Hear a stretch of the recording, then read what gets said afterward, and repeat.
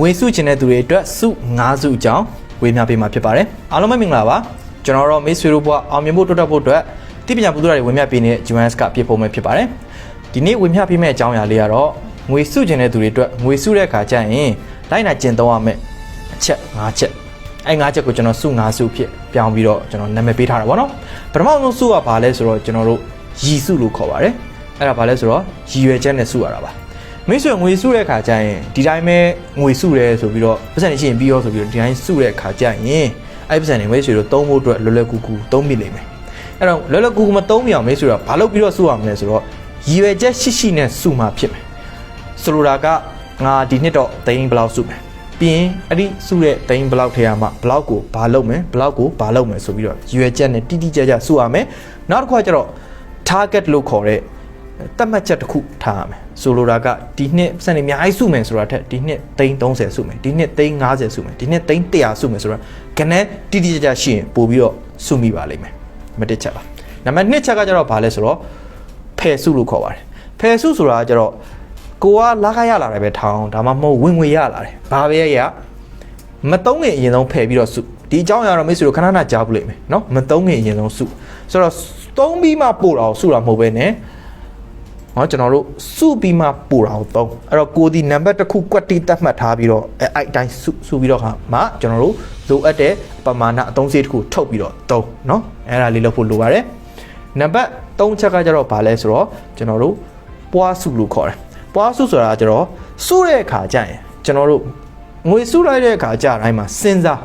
းလက်ထက်မှာပတ်စံတိုင်းတာတစ်ခုကြီးရောက်လာပြီဆိုရင်အဲ့စုထားတဲ့ပတ်စံကိုပွားလာအောင်ဘယ်လိုလုပ်အောင်လဲဆိုတဲ့နီးဟိုတချို့ကျတော့ငွေကြိုးတွေပါချီးစားတာပေါ့နော်ဟိုမှာကိုယ်ပတ်စံတွေအများကြီးစုနိုင်တယ်ဆိုတော့ကားတွေပါဝယ်ပြီးတော့ပြန်ငှားစားတာတို့ချက်တွေပါတိုက်ခန်းတွေပါဝယ်ပြီးငှားစားတာတို့ဒါတွေအားလုံးဒီပွားစုပဲဆိုတော့ငွေပွားခြင်းလို့စုထားတဲ့ပတ်စံတွေကိုအသုံးပြုပြီးပြန်ပွားတာပေါ့အဲ့တော့စုတဲ့အခါကျရင်နည်းနည်းများများစဉ်းစားပြီးတော့စုပေးဖို့လိုပါတယ်ပွားစုပေါ့နော်နောက်တစ်ခုကကျတော့နံပါတ်4ချက်ဒီကျွန်တော်တို့တိုးစုဆိုတာကကျတော့ခုနကတော့ကျွန်တော်ပြောသလိုလစဉ်ကဏ္ဍတစ်ခုနဲ့စုတာပေါ့နော်ဆိုအဲ့ကဏ္ဍဒီအမြဲတမ်းတက်ဖို့အတွက်ကိုစဉ်းစားဆိုပါစို့ကျွန်တော်ဒီလာခ3သိန်းရတယ်3သိန်းမှာကျွန်တော်3သိန်းစုတယ်ပေါ့နော်2သိန်း3စိတ်ထုတ်တယ်ဆိုရင်နောက်လာကျရင်3သိန်းနဲ့မှ9000လောက်စုဖို့အတွက်ကြိုးစားကြည့်ဆိုတော့3သိန်း9500ပဲသုံးမှာပေါ့နော်နောက်တစ်လကျရင်3သိန်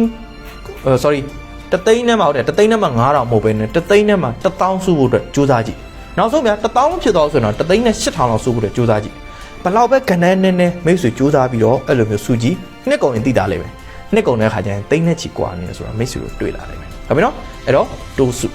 နောက်ဆုံးနံပါတ်5ချက်ကကျတော့ဘာလဲဆိုတော့ရှာစုအဲ့ဒါဘာလဲဆိုတော့ကျွန်တော်တို့စုဖို့အတွက်ဆိုပြီးတော့ငွေတက်ရှာတာကိုပြောတာဆိုတော့ငွေလမ်းကြောင်းနောက်တလန်တိုးတာမျိုးပေါ့ဆိုတော့လက်ရှိအနေထားနဲ့ပတ်စံသည်ခြုံလို့မရတော့ဘူးဗျာဆိုတော့ခုနကတော့လို့အနေထားမျိုးဆိုလက်ထက်မှာ3သိန်းရှိတယ်စုလိုက်တယ်1သိန်းစုနိုင်တယ်2သိန်းကျန်တယ်ကျွန်တော်တကယ်စုကျင်တာ1သိန်းခွဲဆိုရင်နောက်ထပ်9000ထပ်တိုးလို့လည်းမရတော့ဘူးဆိုလိုတာကဗျာတလောက်2သိန်းမသုံးမနေရကျင်းဒီပေါ3နေရပြီအဲ့2သိန်းနဲ့တပြားမှရှော့လို့မရအောင်ဆိုမိတ်ဆွေဘာလုပ်အောင်ရှာစုလို့ရတော့မယ်အဲ့9000စုဖို့အတွက်ကိုတက်နောက်ထပ်ဝင်ငွေလမ်းကြောင်းတစ်ကြောင်းရှာတာမျိုးလုပ်ရလိမ့်မယ်အဲ့တော့တကယ်လို့တော့ကွာနောက်ထပ်ဝင်ငွေလမ်းကြောင်းတစ်ကြောင်းရှာခြင်းနဲ့ဆိုရင်တော့ကိုယ်မှာ scale တစ်ခုရှိဖို့လိုတယ်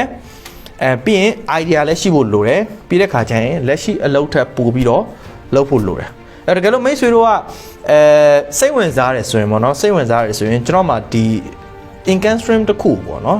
်ငွေကြေးနဲ့ပတ်သက်ပြီးတော့ income stream တွေကိုတိုးအောင်လုပ်တဲ့နီလန်ပေါ့ကျွန်တော်လုပ်ခဲ့တဲ့နီလန်မှာကျွန်တော်ဝင်လမ်းကြောင်း5ကြောင်းဖောက်ခဲ့တဲ့နီလန်ရဲ့အပိုင်းစာတွေတစ်ခုကိုကျွန်တော်အခမဲ့ဝေမျှထားတဲ့တင်တန်းလေးရှိတာပေါ့နော်ဆိုတော့အဲ့တင်တန်းလေးမိတ်ဆွေတက်ချင်တယ်ဆိုရင